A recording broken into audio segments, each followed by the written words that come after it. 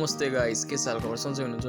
आज पनि तपाईँलाई धेरै धेरै स्वागत छ। आज अलि इन्ट्रेस्टिङ छ। बिहानको दिन थियो, काम थियो। अनि त्यति काम सकेर म गएँ घर पुगेपछि भाइले मेरो जस्तै बाल राख्नु भनी आफ्नो बाल देखायो।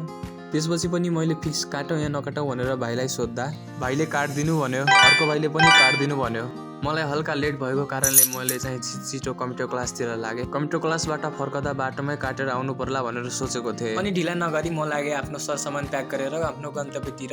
यो बुलेट हाम्रो बाबाको हो नि त, त्यसैले चलाउन एकदम मजा आउँछ। अनि आज दिउँसो भएर नि होला, लास्टै गर्मी थियो। त्यही पनि 6-7 मिनेटमा म गन्तव्यसम्म पुगिहालेँ। अनि मैले सिक्ने कम्प्युटर क्लास चाहिँ हाम्रै वीरेन्द्रनगर स्वर्गेतमा रहेको डेल्टा कम्प्युटर इन्स्टिच्युटबाट हो नि। छिट्टै पुगेर होला, क्लासमा 1-2 जना बाहेक कोही आएका थिएनन्। 4-5 मिनट पर्खिँदा पनि बल्ल एउटा मेरो साथी आए। यिनी साथी चाहिँ फेरि क्लासमा सबैभन्दा ह्यान्डसम हो क्या, फेरि है सबैभन्दा ह्यान्डसम। र दोर्सोमा चाहिँ यिनी साथी पर्छन् है। तर पनि कम्प्युटर क्लासमा चाहिँ एकदमै रमाइलो हुन्छ। तर मैले एउटा साथीलाई मिस गरिरहेको थिएँ। 1 घन्टाको क्लासपछि म फर्किएँ घर। त्यसपछि म आइपुगेँ राजु दाईको विशाल जेन्ट्स पार्लरमा। मैले भनेअनुसारको दाईले राम्रो मेरो बाल काटिदिनु भयो। बाल चाहिँ अन्तिममा देखाउँछु। अनि त्यसपछि चाहिँ म गएँ घर। अनि यो मेरो हेयर कटिङ पछिको लास्ट लुक है।